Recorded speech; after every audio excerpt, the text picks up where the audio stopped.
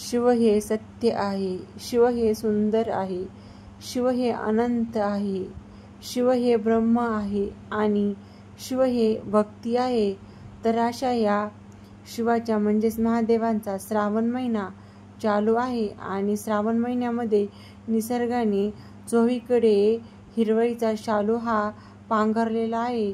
त्यामुळे वातावरण या महिन्यामध्ये अतिशय छान आणि सुंदर असे दिसत असते. तर त्याचबरोबर आपण श्रावण महिन्यामध्ये महादेवाची देखील भक्ती करत असतो. नमस्कार. आणखीन एका नवीन दिवसाची नवीन सुरुवात. आज आहे श्रावणी 3रा सोमवार आणि 3ऱ्या सोमवारच्या आपण सर्वांना हार्दिक शुभेच्छा. तर मी आज जास्वंदीच्या झाडाची फुलं तोडायला आलेली आहे. 2 फुलं तोडलेत आणि 1 फुलं आहे. बस आज फुलंच नाही आलेली पूजेसाठी, पण चला आहे तेवढे फुलं घेऊन जाते. आता इकडे दुसऱ्या झाडांना बघते किती फुलं आलेली ती.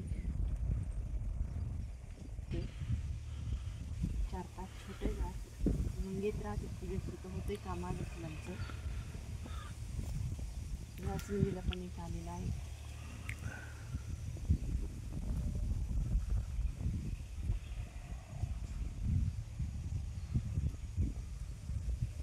एवढीच फुलं आलेली झाडाला. नोकरणाला एकच फुलं आलेले. नंतर मी फुलाशी उन्हात थोडीशी डिशामध्ये ठेवते, म्हणजे त्यावर कसं ना काही आळ्या वगैरे असले किंवा मुंग्या, लाल मुंग्या असतात ना, ते निघून जातात. आणि मग पूजा झाली का घरात देवासाठी घेऊन जाते.